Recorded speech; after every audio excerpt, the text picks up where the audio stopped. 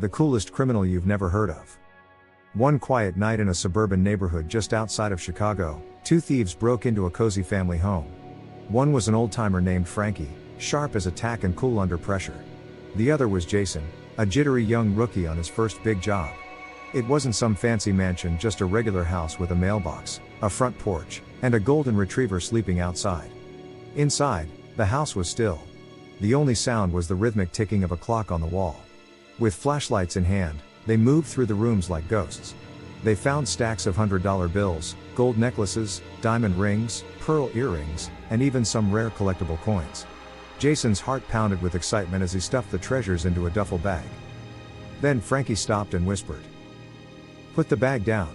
Let's play cards." Jason blinked in confusion. "Are you serious? We're in someone's house.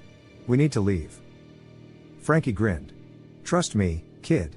Go get a bottle of wine and 3 glasses. Set the table like we're having a poker night." Still baffled, Jason obeyed. He set up the living room table with cards, poured wine, and placed the cash and jewelry casually like poker chips. The TV flickered on with a late-night comedy show. Just as Jason sat down, they heard heavy footsteps. The homeowner, a big guy in his 40s, wearing flannel pajamas and wielding a baseball bat, charged in. "What the hell's going on here? You two broke into my house. I'm calling the cops." Jason froze, but Frankie calmly sipped his wine. "Hey man, chill," he said smoothly. "You invited us. Remember? You were the one who wanted to raise the stakes. Now that you're losing, you're freaking out." The man shouted, "You're lying. You're thieves." Frankie leaned back in his chair and gave the man a disappointed look, as if they were old friends. "Really? After all we've been through?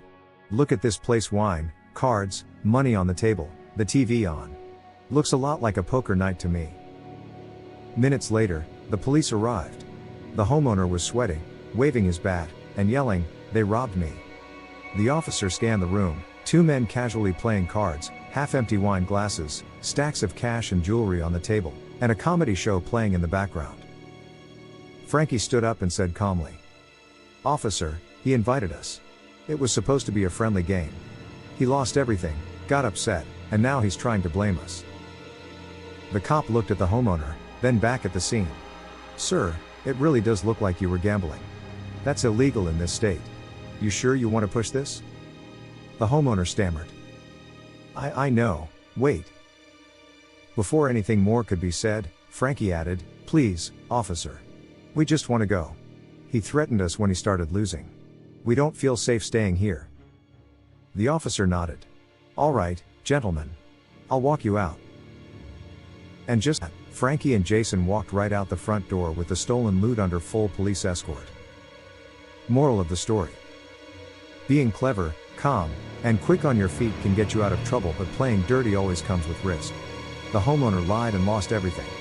The thieves tricked the system, but for how long?